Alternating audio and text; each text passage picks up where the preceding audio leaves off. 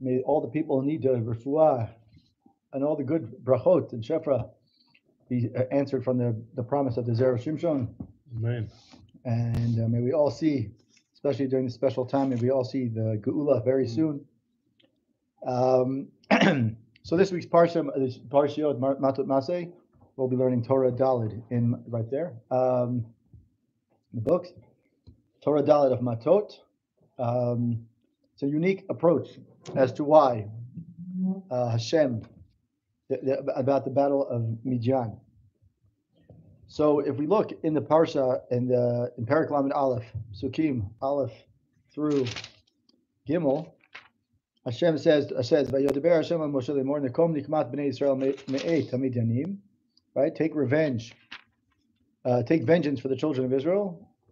Me'et hamidyanim, meaning go attack the Midyanim, and afterwards you will, and then it says, "V'achar te'asef elamecha," and afterwards you will be gathered into your people, meaning that Moshe will die. And then Moshe goes out to the people and starts recruiting people, getting the right people. So an interesting fact, not to do with the Zera Shimshon. I heard Rav Biederman mention that the question is, why does it have 1,000? If you look at the list, it says there's 1,000 people, soldiers from each shevet, and then 1,000 other people that go out to basically sit on the sidelines. So you have 24,000 people, 12,000 are soldiers, and 12,000 are sitting on the sidelines learning, according to most Farshim. So the question is, why do they have to be on the sidelines? Right? They don't have to be on the sidelines. They could be literally at their own home. They don't have to be sitting right by the war. So he quoted, I forgot who he quoted already. He said that the 12,000 people who are learning were there to remind the soldiers who's really winning the war. But anyway, so the question is, the Yalkut Shimon, the Midrash, Torah Dalit of Parshat Matot, the Zera Shimshon quotes the Midrash Yalkut, that is the Yalkut Shimoni, and he says, Al pasuk achar te'asef alamecha. So it says, Amar lo HaKadosh Baruch Hu, Im ata rotzeh lechyot shanim harbe, lo yiru Yisrael nekama b'oivehem, v'lo tichbash midyan lifnehem. He gives a condition basically to Moshe, and he says, Moshe, you want to live a long life? No problem. But that means Bnei Israel won't be able to capture Midian. This is the Midrash, not Zera Shimshon. And he said, and he says, Miyad Amar Moshe mutav shetichbash Midian lifnehem v'yiru Yisrael mapilah b'zonehem. It's better, Moshe says, it's better that Bnei Israel capture, meaning that they conquer Midian, and they see it, meaning Bnei Israel see it, and that they see the downfall of their own enemy. That's what the Midrash Yalkut Shimoni says. Yesh l'daktek, the Zera Shimshon asked a question. Yesh l'daktek, ma inyan Moshe im milchamet Midian. Why does Moshe? What's the connection between Moshe and Midian? There could have been a series of battles. And also, why does Moshe have to be so? Why is the death of Moshe so connected to the war with Midian? Well, again, we're in Perek Dalid. Okay, so it's a Torah Dalid of Zera Shimshon on Matot.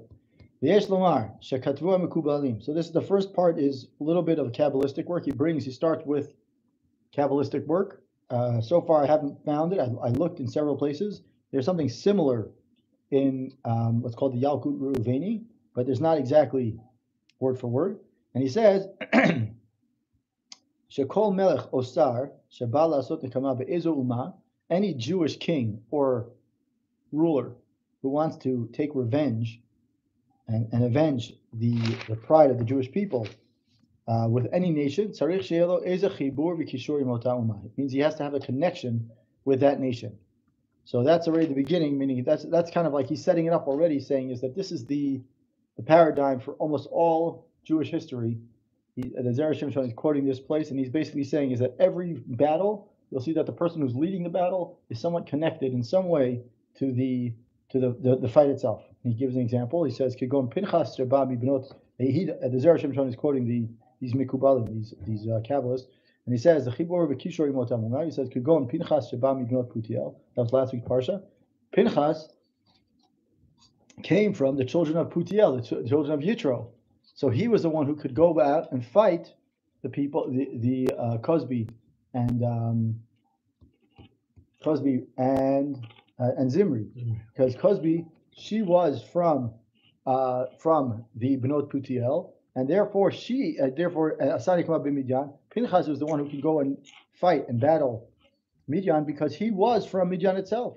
David Shabab Mirut HaMoviah, Asani Kama ben Moab. David himself, David HaMelech, who came from Rut, he's the one who took revenge on Moab. V'Yoshua, this is an interesting one, and it's a little bit of a kind of a backhanded connection, but we'll make it anyway. He says, V'Yoshua, Shaya Zera Yosef. Yoshua, we know, is from Zera Yosef because they were both from, Yosef had two sons, Menashe and Ephraim, and Yoshua comes from Menashe.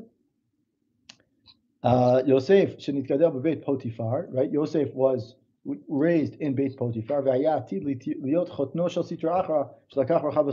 Midrash, the Megillah, the Gemara in Megillah, Daf Yudalit Amud Bet says that Rachav Azona married Yoshua, married Rachav Azona. So the story of Rachav is famous because she was the one who protected the spies. And Yoshua later on, according to the Megillah, according to the Gemara, Gemara in Megillah says that he actually married her. And she knew that this was going to happen. She knew that Yoshua was going to marry her. And then Yoshua later on actually waged war with Amalek. And then he goes, then the Mekubalim quote, the Zera Shimshon quotes the Mekubalim, he continues to quote, he said, Amalek, Bilam, the word Amalek and Bilam, Gematria b'Mitzrayim. Amalek and Bilam together, if you take the two words together, you get the Gematria of Mitzrayim. Ki b'Mitzrayim ba Bilam, b'koach Amalek, v'iten itzah l'paro. Right, we know there's a Gemara in Sota that says that one of the three people that came to give the advice, who were three advisors to Paro, one of them was Bilam. So it says Vayavo Amalek. Where did Amalek come from? The pasuk, and later on it says Vayavo Amalek. Where did he come from? He came from giving advice to Bilam. Amalek Rosh HaKlipot. Amalek is like the source, if you will, the deep source of all the klipot, of all the bad, evil, all the evil things and evil sources of everything. Shachar shekavshu yisichon ve'og hayal lehem nikanes eretz Yisrael. Kitiv Roshit Golim Amalek, Roshit Golim Amalek. So the Amalek, basically this kind of roundabout, the roundabout connection is that Yehoshua is connected to Rachav Azona, and therefore he can go out and fight Amalek. We're learning Zera Shimshon Perak Torah Dalet. We'll go back just to review quickly. Parshat Matot. Matos. Thank you, Torah Dalet. And it says the quotes. The Zera Shimshon quotes the Yalkut Shimoni. Someone at the door? I think someone else is at the door, unless it was anyway. So he quotes the Yalkut Shimoni. No, okay. No, okay. So he quotes the Yalkut Shimoni, and he says that after Hashem says to Moshe that after you fight the war with Midian, you're going to die.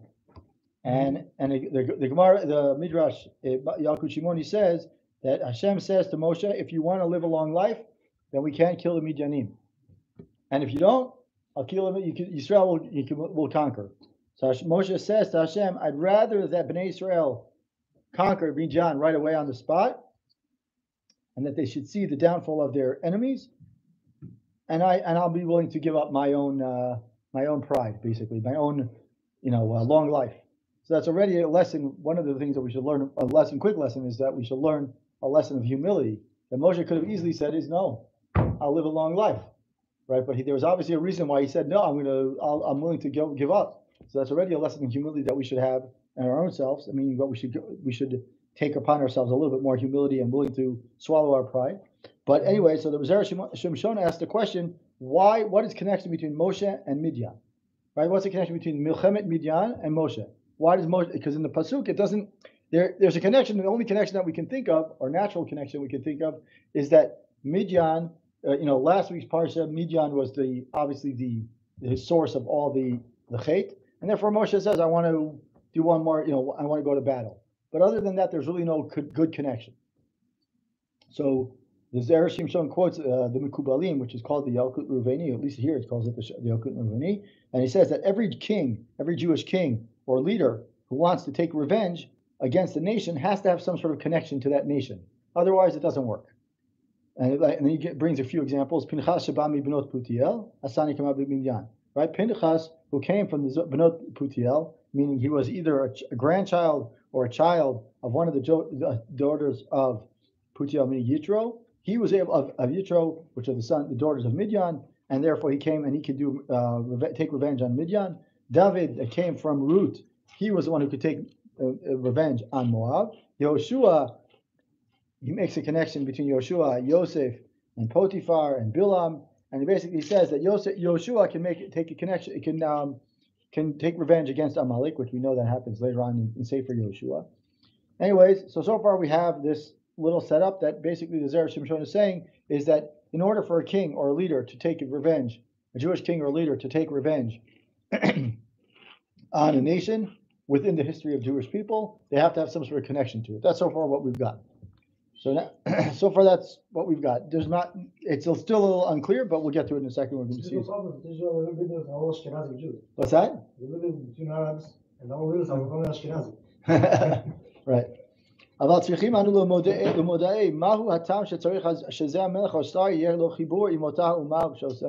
is the main question. He says we need to understand what's the reason that this king or this leader has to have a connection with the nation that he's taking revenge upon. That's the biggest question that he's having here.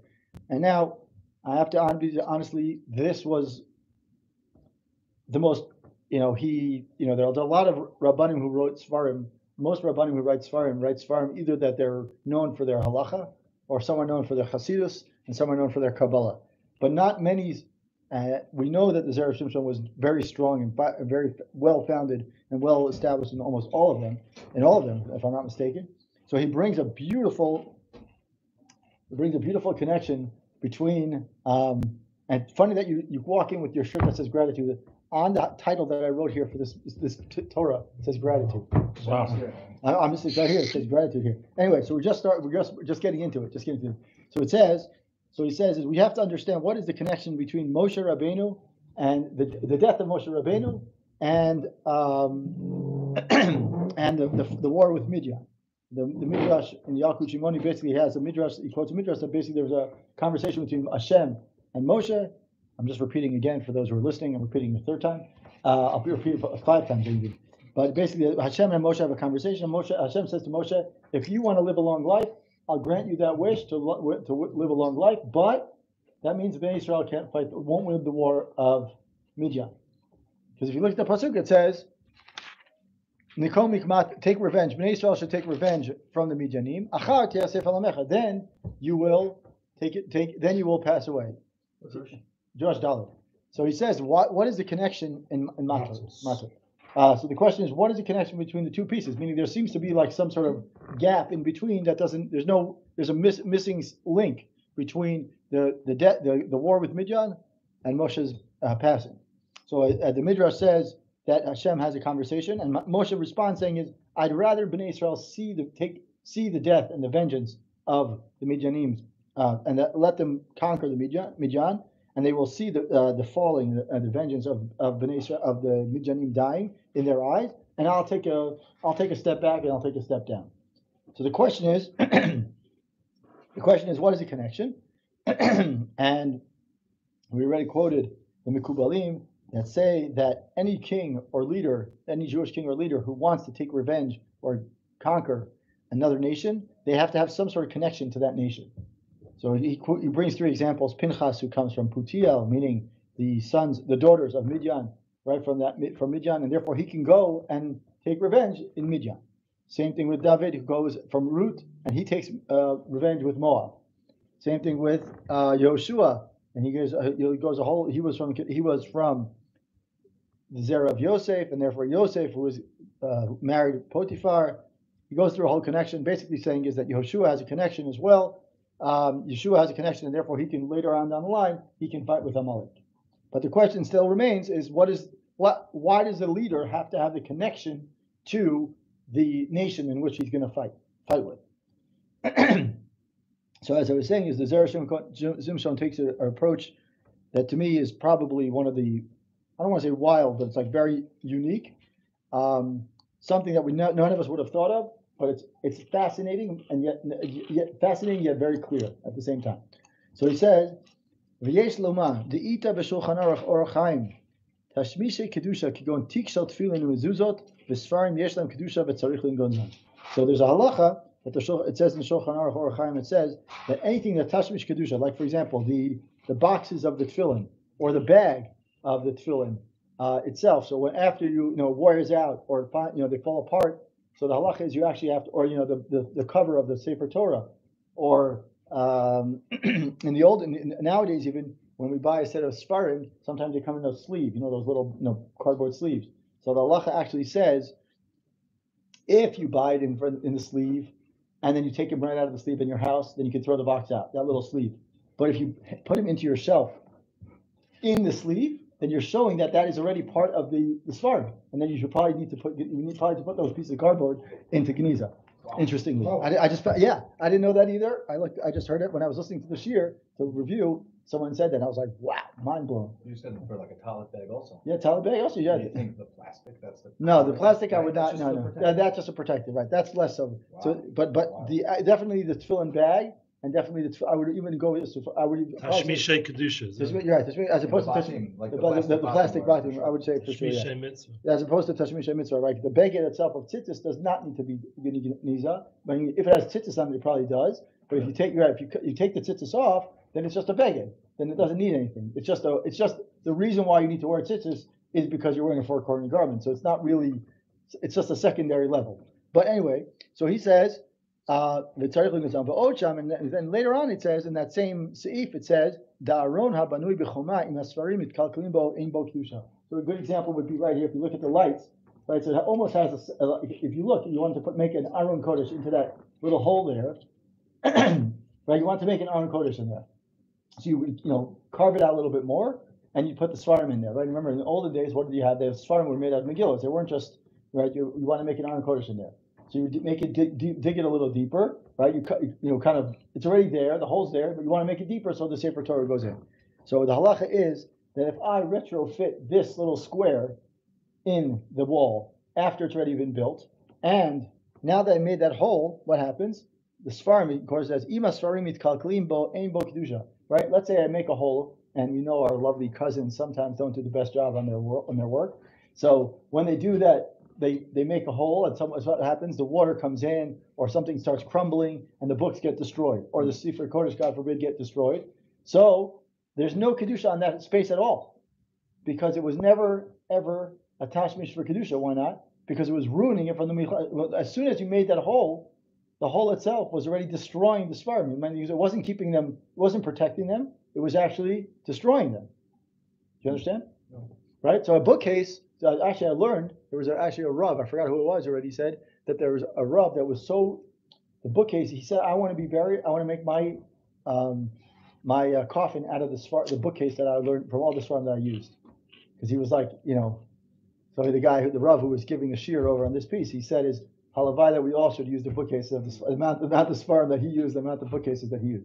But anyway, so he said so basically, if we retrofit a space that already exists and it actually causes detriment to the svarim that are in there, the Magen Avram says, "The lo chala alav kedusha meikara, the lo mikra tashmish diyudei." The space itself. Yeah, the space itself. Right. The space itself is not considered a makom kedusha, but rather it's actually amazing. It's actually destroying, because when I put the svarim in there, it's not doing anything. It's actually causing more harm to the svarim.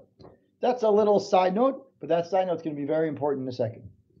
So now he says, "V'nei noda lechachmei hamet shekol haneshamot hakedushot mitchila hayu biyad haklipot." So according to, now he quotes the Mekubalim. Chachmei hamet is another code word for Mekubalim. Now I wish I understood all of what he's saying here, but at least we'll understand in the most basic way. And he says is that every neshama kedusha, every holy neshama started from the hands of the other side. And as it says in Iyov, Mi yitain tahor mitameh, kigon Avraham miterach, v'chein David hayam mimoab. Right? And so he says, he gives two good examples. And he says, he gives two examples. One is Avraham from Terach. Terach was like the Avatuma, right? We know, like he was like the ultimate, he was like the leader of Avodah Zarah at his time. And David comes from Moab. And the Midrash says, Matzati David Avdi, Hechan Metzati Bisdom, V'chein Pinchas ba mi binot Putiel, V'chein Yoshua ba mi Yosef Shalkach Osnat bat Potifera. V'od haya muchan lekavel rachav hazonah letashlim chatzi gufo d'char below nukva pela gufa. So he's basically saying is that every one of the leaders that we've had in the past, and it always comes up, we always ask that question, we always hear nice midrashim that it had to become, David had to come from Ruth Movia, or Abram had to come from Terach, or something like that. So the Zera Shimshon says it's based on Alpi Kabbalah, that you have to have the source of the Kedusha has to come from something rotten beforehand, right? It has to come from there. Okay, so that's what he's saying for now. Now, if we understand all of what we just said so far, so which is basically that Moshe and Hashem had a conversation as who should I die or should I let the Bnei Israel, should I live longer and therefore Bnei Israel will not conquer Binyan? And he says is that every nation and every leader, meaning every leader of the Jewish people, in order for them to make a vengeance, take vengeance on that nation, you have to have some sort of connection. And now he basically, so far he's saying is what's the connection? How do we get there? So he's made this little connection between Tashmishe Kedusha. Now he says, V'im ken haya salka datach shekmo shekodem hotzaat hanitzot hakedoshot me'aklipot lo utar lanu lasot milchama im ota uma. Just like we would have thought that just like before, right in the moment before these nitzot kedusha, these holy sparks were taken out, we would not be allowed to take war, or go to war with them. Kmo shenitzava Moshe shelo lasot milchama im Amon uMoav. Right, Moshe was last in a few parshiyot ago. Moshe said you cannot go. Well, Hashem told Moshe you can't go to war with Ammon and Moab.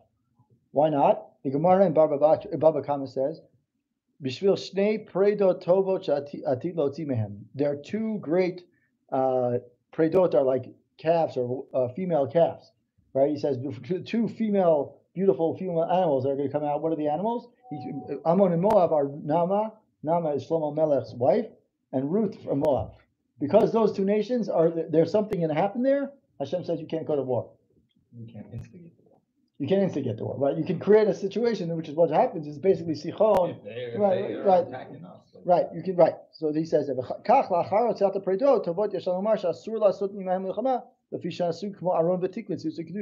right? So let's say, so he's saying is we would have thought that beforehand, maybe we can't do anything. Because why? Because we're not, before these holy sparks were taken out, we're not allowed to do anything, wage war, just like Moshe was told he can't wage war with Ammon and Moab. And he says also, same thing with afterwards, we would have thought that after these two women, meaning after Naamah and Ruth, come out of those two nations, that maybe we would have thought that we should, either it's okay, or we could say maybe they remain holy because we don't know. We just don't know when the next, maybe there's another person that needs to come out of that, right? So just like a tikkun of a kedusha, right? Meaning once Ruth and Naamah come out of there, maybe that nation still has like a tashmish kedusha, right? They're like the bookcase, they're like the tefillin bag. Maybe they're like the tefillin bag, and therefore the tefillin bag still has some kedusha, right? They have like a residual kedusha, if you will, right? Meaning they should be held totally. 100,000% residual. And something. Right. I just experienced it this week. Oh yeah? All right. Here. What's the story? What's the story? Dennis is that the new house, thank God, that we moved into. Should be a good issue. We had like many boxes in the room that we appropriated for the library in the house. And the gentleman who lived in the house before is a tremendous Talmud Chacham. And he thank God he left us a lot of bookcases that we can fill and hopefully use very well. And the room was very full of boxes, so we hadn't used them the 2 weeks that we were living there. And finally we got all the boxes out of there, and we put our Sfarim on the table, on the shelves, and we managed to squeeze the couch into there, which was clearly the hand of God in and of itself. And then when my wife and I walked into the room and sat down on the couch for the first time, we just went, "Oh, do you feel that? This place is very holy." Yeah. No, please come over. It's an unbelievably muted vibe. It's just you can tell like this is a room like for thinking. This is a room for contemplation and for learning, and like it's infused with this guy's years of learning in there. Wow, it's amazing. Wow. Should be Zocha to have many years of learning there as well. Amen. So he says here, Ela mitzad acher. Maybe we could say the other side. Thank you for that. There is such a thing as residual kedusha. And it says, Ela mitzad acher. Yesh lomar shahu il shenitzot kedusha ayim mitkalkalim betocham lo nikru me'olam teshvish kedusha ala maziklu kedusha. We could say the opposite. We could say maybe maybe we should look at it the other way and say is maybe because these tashmishe kedusha were they're going rotten in there, so they're actually causing the harm. So maybe we should say what they never had kedusha from the milachad chila, right? In other words, Ruta Moaviyah had Naamah. In fact, he says, "Va'od shemana oto anitzot milavola olam kodem lechen abal me'eno me'an mucha shaklipa azika oto anitzot zilma shamra oto karaui." So he's basically saying is that this nitzot was basically being prevented from coming out because it was sitting in a room or sitting in a nation that was causing it harm. So it didn't have a place to really actualize its potential. So basically what he's asking here, he's saying is that you have two sides. Either way you look at it, we can either look at it that the nation, if they didn't go to war, as he says here in the beginning, he says in the beginning of this paragraph, he says is maybe we're not allowed to go to war at all because it's considered a tashmish kedusha, and therefore it's a tashmish kedusha, it's ton gnizah. I mean, you just got to respect it and let it go, right? Or we have to say the other side that maybe it's causing so much harm that perhaps we just have to free it from that harm, because otherwise what's going to happen? It's gonna cause damage, and we don't know how far down the line this person or this thing is going to come out. So we have to do something about it. He said this is why the nitzos, meaning like the Moshe from, like Pinchas from Putiel, Yoshua with Amalek, Yosef with Potiphar, right? Exactly. All these, Abram and Terah, right? All these nations, the people who are going to take revenge have to come from that one. Have to come from the nation itself. He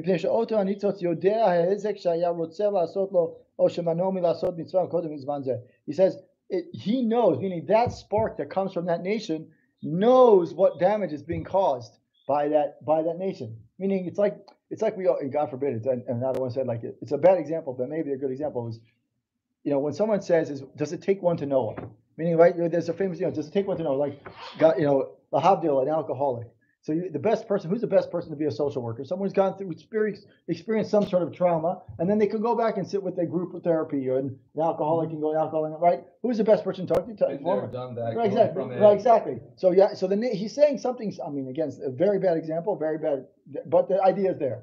The concept is maybe the person who's going to know the best how much damage is going to be, how much harm this can be, is the person who's lived there.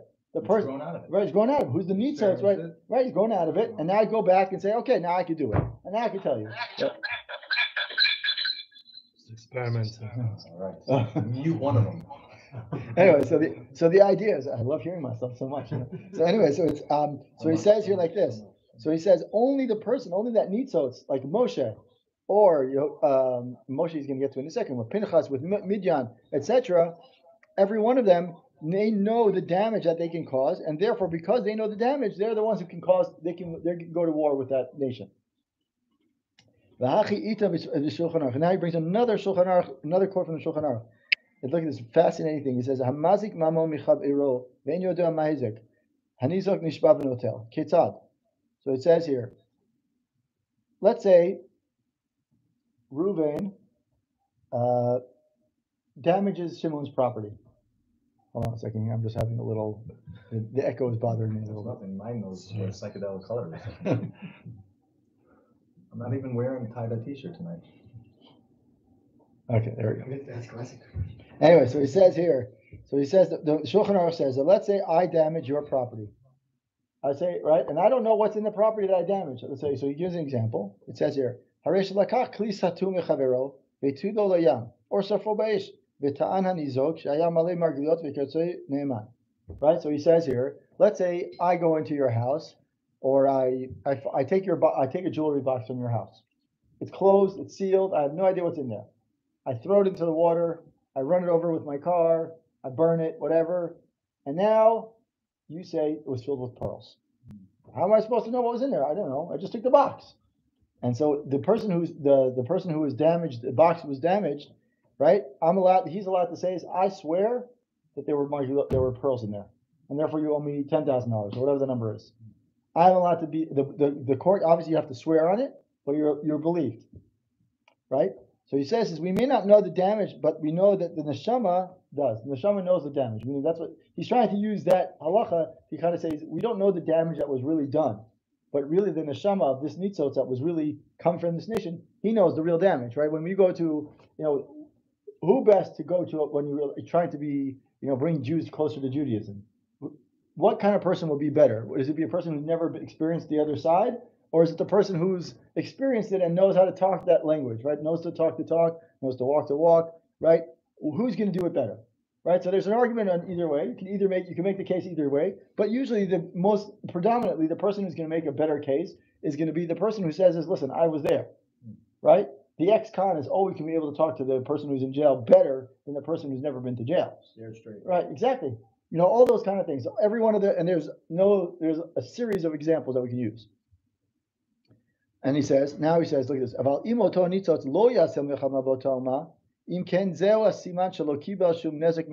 So he says here, if that spark, imagine for a second that Moshe didn't take, or Pinchas didn't take vengeance against that nation, it's a sign, he says, that he never was damaged by that nation.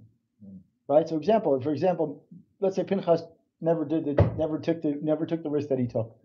And he never waged war against him.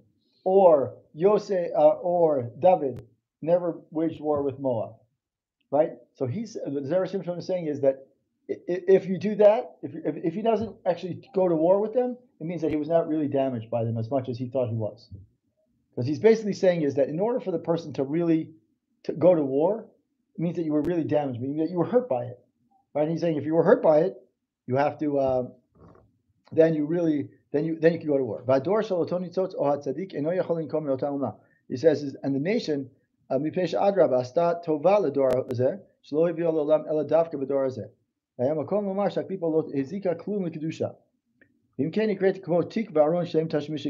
saying is that the nation of that nitzot or that tzaddik can't take revenge right away, because actually in Shatmoy he's like Moshe Rabbeinu, right? Moshe Rabbeinu. Why did Moshe Rabbeinu not why did he not take care of the first three makot?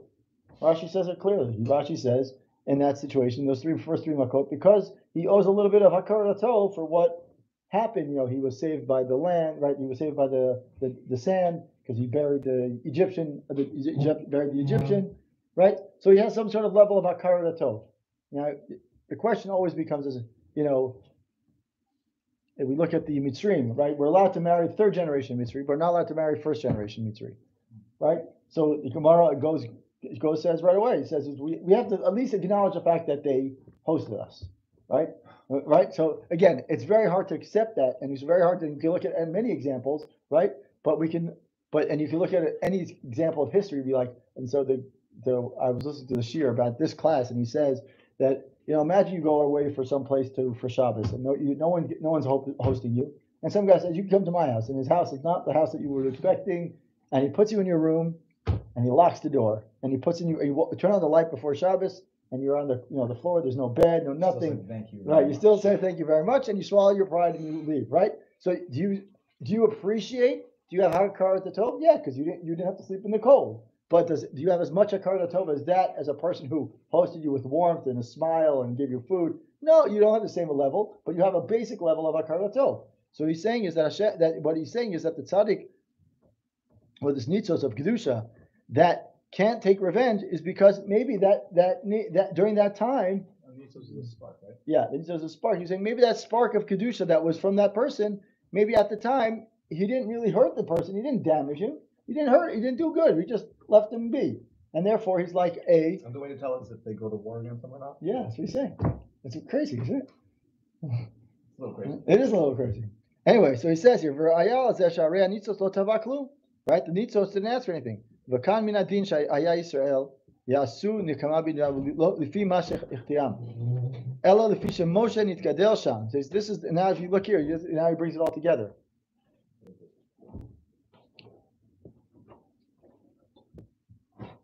Brings it all together. He says here, this is why minadin, meaning this is why it was justified for Yisrael to take war against Midian.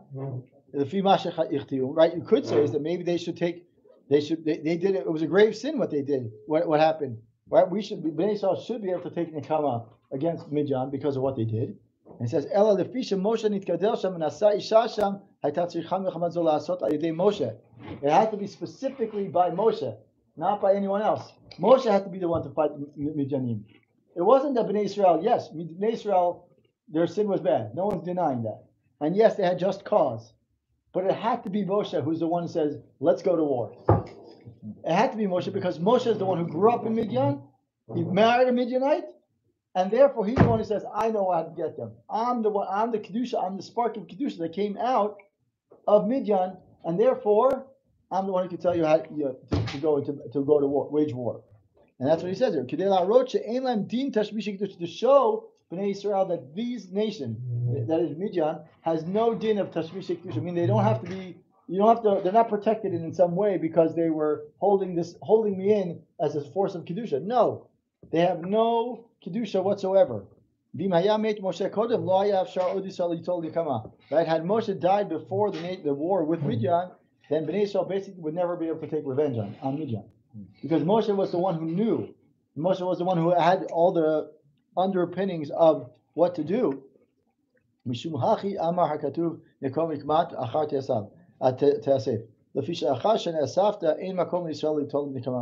That's why the two parts of the sentences, which seemingly don't necessarily sound connected, he says is they're connected because Moshe is the one, specifically Moshe is the one who had to take revenge, and not anyone other nation. Yes. I was just looking at the was again. So the pasuk, right? It says here, Nekom mikvat bnei Israel meita Midianim, meaning go to war with the Midianim, and the next word is achar te'asef alamecha. So the condition, the statement in the pasuk sounds like one. It sounds like once we go to war, you're going to die. And the Zera Shimshon says it is not that and if we look at it, we have to understand that the Zera Shimshon is saying it's not a conditional statement. It's not if then, which is what you would read it, like the way you read it in Pshat. It sounds like once we go to war, you're going to die. And the Zera Shimshon is saying it's nothing to do with that. He's saying is that once this happened, right? That's not what it is. Moshe needs to die, but if he dies, then the Jews would never be able to think that perhaps if he were to die, meaning if Moshe were to die first, then they would say is that maybe that they would think that the Midianim had some sort of level of Tashmish Kedusha, meaning they still had this like what did we say before? I got you. They had a holy residue, and therefore they can never touch them. They're like protected. But because the person who was affected by Midian is able to go to war against Midian, it's made clear that exactly. Yes. And therefore, and in fact, it's interesting that it's Moshe and Pinchas. The two of them are the ones who go to war with Midian, because both of them come from Midian itself. Moshe comes from Midian because he married a Midianite, and he was saved by Midian, and Pinchas, Yisro. So both of them come from, therefore they're connecting from Midian, and therefore we could say is only Moshe and Pinchas are the ones who can go back to wage war with the Midianim, because to show Bnei Yisrael saying is it has nothing to do with the war and my death and my passing have nothing to do with, and to show you that they are not protected by this Tashmish Kedusha theory, but rather it's much more than that. It's rather that because me and Pinchas, even though he doesn't say Pinchas here, but let's just use Pinchas because he mentions Pinchas in the whole Torah, because Moshe and Pinchas were part of the Midiani family, meaning they were part of the Midiani ethos, ecosystem, or whatever you want to call it, because they were part of it, therefore they're the ones who could say is they are not protected by the Tashmish Kedusha theory, and therefore we can take them we go to war, we can kill them, and they have nothing. In fact, they were actually being, maybe even saying is they were destructive in some way. Like what we said is like, if we have the wall, then they were destructive, and therefore they are not telling Keniza, and therefore even more so is perhaps that they've never even held the Kedusha correctly.